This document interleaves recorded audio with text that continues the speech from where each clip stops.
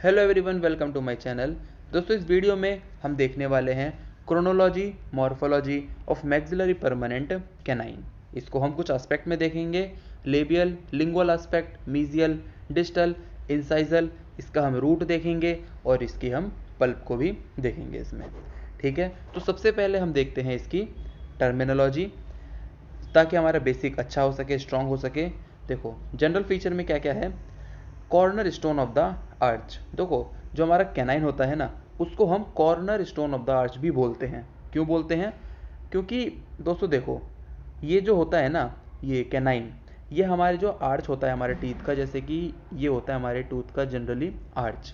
जो ये कैनाइन है ना, इसके बाद हमारे जो टीथ होते हैं आगे वाले, वो स्ट्रेट होते हैं। जब आप सेकंड ईयर में टी सेटिंग करोगे ना, तब आपको मालूम पड़ेगा कि हम टीथ में आर्च सिर्फ यहाँ तक लेकर आते हैं, उसके बाद टीथ को हम स्ट्रेट रखते हैं प्री मोलर से मोलर्स तक। तो ये लास्ट है, यानी कि ये डिवाइड कर रहा है आर्च को और स्ट्रेट को।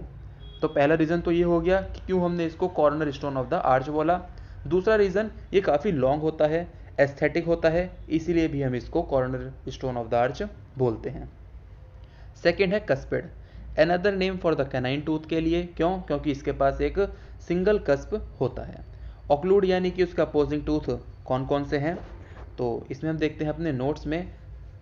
मैक्सिलरी परमानेंट कैनाइन के जनरल फीचर्स में ये लॉन्गेस्ट टूथ होता है माउथ में। अगर कोई पूछे कि लॉन्गेस्ट टूथ हमारे माउथ में कौन सा है, तो वो है हमारा मैक्सिलरी परमानेंट कैनाइन। इसे हम corner stone of the arch भी बोलते हैं। अब क्यों बोलते हैं आपको मालूम है। Called canine due to resemblance to carnivore teeth. क्यों दोस्तों, आप जानते हो कि कार्निवोर यानी कि जो नॉन वेजिटेरियन होते हैं, यानी कि मांस खाने वाले, और कैनाइन भी इसी के लिए काम आते हैं। इसलिए इसको हम बोलते हैं कस्पिड, क्योंकि इनके पास एक सिंगल कस्प होता है। 2 इन नंबर होते हैं। Third tooth from the mid line, situated होते हैं बिटवीन लेटरल इंसाइजर और first premolar in the maxilla. Occlude करते हैं with the mandibular canine and first premolar. इसके बाद हम लेबियल सरफेस की पहले टर्मिनोलॉजी देखते हैं। इंसाइजल एज मतलब biting edge of the tooth. Cusp क्या होता है? एक पॉइंटेड प्रोजेक्शन होता है। रिज एक linear elevation on the surface of the tooth. और टेपर मतलब ग्रेजुअली नैरो होता चला जाता है टुवर्ड्स वन एंड। दोस्तों, जैसे जैसे हम डेंटल एनाटॉमी में आगे बढ़ रहे हैं, आपने देखा होगा जो ये टर्मिनोलॉजी वाले शब्द है ना, ये सिमिलर होते जा रहे हैं, है ना। तो पैलेटल सरफेस की हम ये पे देख लेते हैं। सिंगुलर मतलब क्या है आपको मालूम है? Raised rounded area on the lingual surface पे, किसके? इंटीरियर टीथ के। फोसा क्या होता है? एक shallow depression. Marginal ridge elevated borders of the tooth on the mesial and distal sides. यहाँ पे जैसे कि मान लो ये कैनाइन है, तो यहाँ पे मीजियल पे और डिस्टल पे, इन साइड्स पे क्या होती है? Marginal ridges. इसके बाद हम देखते हैं लेबियल सरफेस पे। देखो, जो क्राउन होता है ना कैनाइन का, वो कैसा दिखता है? बेल शेप्ड क्राउन, यानी कि एक तरफ से तो ये काफ़ी विड्थ होगा और एकदम से फिर जाके पतला हो जाएगा। और आपने अगर बेल देखी हो तो वो भी ऐसी होती है ना। Convex both mesiodistally and cervico incisally. The incisal edge के पास एक पॉइंटेड कस्प होता है। Central ridge divide the labial aspect into mesial and distal slopes. दोस्तों इंपॉर्टेंट है, जैसे मान लो मैंने ये बना दिया क्राउन। अब यहाँ पे ना एक सेंट्रल रिज होती है, यहाँ पे होता है, जैसे मान लो अगर ये मीजल साइड है और ये डिस्टल साइड है, तो ये हो गया मीजल सरफेस स्लोप और ये हो गया डिस्टल सरफेस स्लोप। इनमें से जो मीजियल स्लोप सरफेस एरिया होता है वो लेस होता है then the distal slope. Single cusp divide करता है इंसाइजल एज को इनटू मीजल आर्म, जो कि शॉर्टर होता है, एंड डिस्टल आर्म। देखो, जैसे क्राउन है तो यहाँ पे देखो दो स्लोप बन रहे होंगे, है ना, रिज पे। तो ये हो गया मीजल आर्म और ये हो गया डिस्टल आर्म। मीजल आर्म छोटा होता है, डिस्टल आर्म बड़ा होता है मीजल आर्म के मुकाबले। अब दोस्तों, जो ये बात है ना कि मीजल आर्म डिस्टल आर्म, ये काफ़ी इंपॉर्टेंट होता है जब हमको कोई टूथ दे दे और बोले कि बताओ ये राइट मैक्सिलरी राइट है या मैक्सिलरी लेफ्ट है, तो हम उसमें मीजल आर्म और डिस्टल आर्म को देखकर ही पहचानते हैं, ठीक है, राइट का है या लेफ्ट का है। मीजल कॉन्टैक्ट पॉइंट नीचे होता है then the distal contact point. Mesial and distal border taper करते हैं सर्वाइकली और सर्वाइकल लाइन कन्वेक्स होती है रूटवर्ड्स। ग्रेटर डायमीटर कहाँ पे होता है? At the junction of middle and incisal 1/3। इसके बाद पैलेटल सरफेस। तो पैलेटल सरफेस की जो एनाटमी है वो डिस्टिंक्ट है, यानी कि औरों से, जब तक हमने टीथ पढ़े उनसे अलग है, with prominent distal end mesial marginal ridges, और एक बल्कि सिंगुलम भी इसमें देखने को मिलता है। Lingual height of contour. दोस्तों हाइट ऑफ कॉन्टूर क्या होता है? प्रोमिनेंट पार्ट, है ना। तो जो लिंगुअल का जो हाइट ऑफ कॉन्टूर है वो लो है, यानी कि नीचे है, in the cingulum near the cervical line. Central ridge runs from the cingulum to the cusp tip, divide करती है the lingual fossa into mesiolingual and distolingual fossa. अब देखो ये इंपॉर्टेंट है, मैं ये बनाता हूँ। इसमें मैंने बना दिया एक सेंट्रल रिज। अब हमें पता है, जब हमने इंसाइजर्स में पढ़ा था कि यहाँ पे एक फोसा होता है ना। तो यहाँ पे रिज आ जाएगा, तो फोसा भी दो भागों में बढ़ जाएगा, एक मीजोलिंगुअल और एक डिस्टोलिंगुअल, ये लिखा हुआ है यहाँ पे।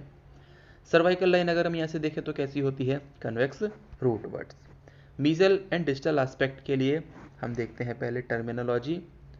बल्बस मतलब क्या होता है? स्वोलन और rounded in shape.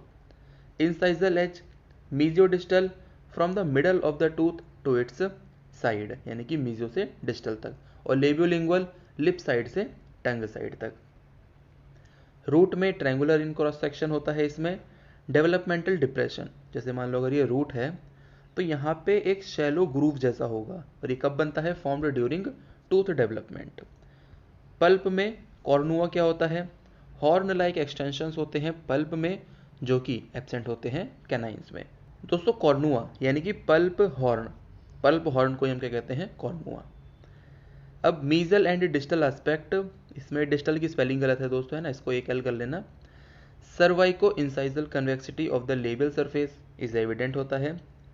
मीजल surface area larger होता है than distal surface area, both incline lingually. अगर आप मीजल से देखो और डिस्टल से देखो तो कौन सा सरफेस एरिया ज़्यादा होता है? मीजियल का। मीजियल कॉन्टूर स्लाइटली कॉन्वेक्स होता है, कॉन्टूर यानी कि आउटलाइन, तो जो मीजियल की आउटलाइन है वो कॉन्वेक्स होती है।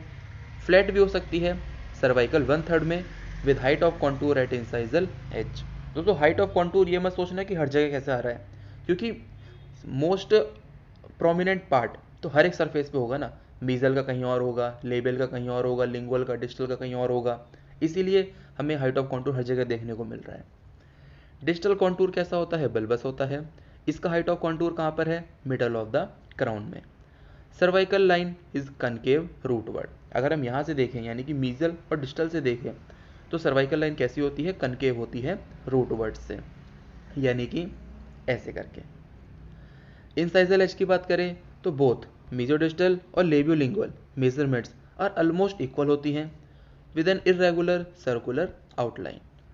Distal half of the labial profile कैसा होता है? राउंड होता है, और मीजियल हाफ फ्लैटेंड और स्लाइटली कनकेव। रूट की बात करें दोस्तों, इसका जो रूट होता है काफ़ी लॉन्ग होता है, सिंगल होता है। अगर हम इसका क्रॉस सेक्शन देखें तो ट्रायंगुलर और राउंड एंगल्स होते हैं। Both mesiolingual and distolingual surface के पास क्या होता है? Developmental depression. Root tip usually incline करती है डिस्टली, कुछ इस तरीके से। पल्प की बात करूं तो पल्प कैविटी लार्ज होती है, ओवल होती है क्रॉस सेक्शन में, कॉर्नुआ नहीं होते। अभी हमने देखा था ना पल्प हॉर्न, तो कॉर्नुआ नहीं होते। पल्प चैम्बर टेपर करता है toward the tip of the crown, यानी कि अगर ये पल्प चैम्बर है तो हमने इंसाइजर में पढ़ा था कि ऐसा होता है, जबकि इसमें कैसा होता है? ऐसे करके। ठीक है, ये हो गया। तो दोस्तों अगली वीडियो में हम देखेंगे chronology morphology of mandibular permanent canine. तो दोस्तों ये वीडियो आपको कैसी लगी कमेंट सेक्शन में जरूर बताना। मिलता हूँ अगली वीडियो में, तब तक के लिए गुड बाय।